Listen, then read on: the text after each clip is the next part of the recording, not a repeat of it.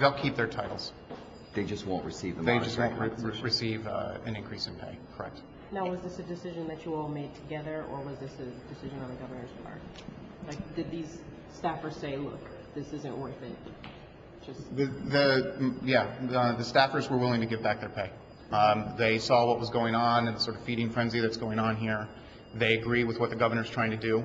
They think this is a distraction, and they don't want their names and the promotions that they've had to be a distraction, when what the governor's really trying to do here is to have the state turn the corner financially and fiscally and head on the path of recovery. And if giving back their promotions will help get the state employee unions to give back their pay raises, or not give back, just not take their pay raises this year, which is what we're calling on them to do now, then that is a sacrifice well worth making. if they do agree to give back or not take their pay raises, will the furlough provision be taken off the table completely? And Well, there's language in the emergency appropriation bill, and I can point out the language to you, that effectively says if savings are achieved in another way, if the public employee unions come to an agreement to achieve these savings, then the furloughs will not be necessary.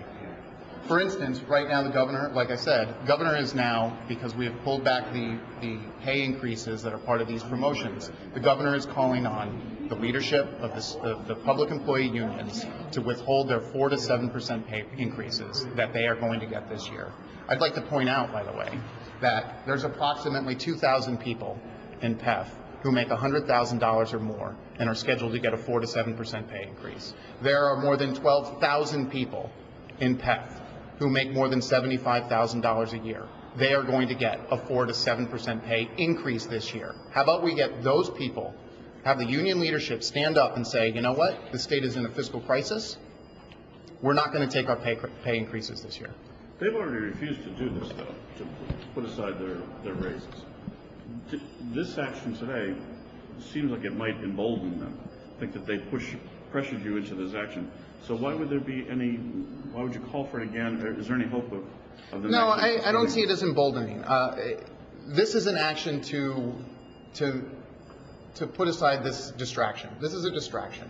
I have in front of me now 5 reporters, and I was just on a radio show, and I was on a radio show earlier today talking about $42,000 in salary increases in the executive chamber, when, 2 things, we've reduced salary in the executive chamber by more than 20% in less than 2 years, and the press office alone has reduced annualized salary by more than $300,000 in the last 2 months. And yet, the only questions I'm getting today is about these 5 employees and the promotions that they got. So you know what?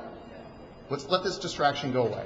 This is a distraction. The real trouble facing this state is that we have a $9.2 billion budget deficit, and that the public employee union leadership is refusing to come to the table and work with the governor to achieve $250 million in workforce savings. Workforce savings that, by the way, both the Senate and the Assembly have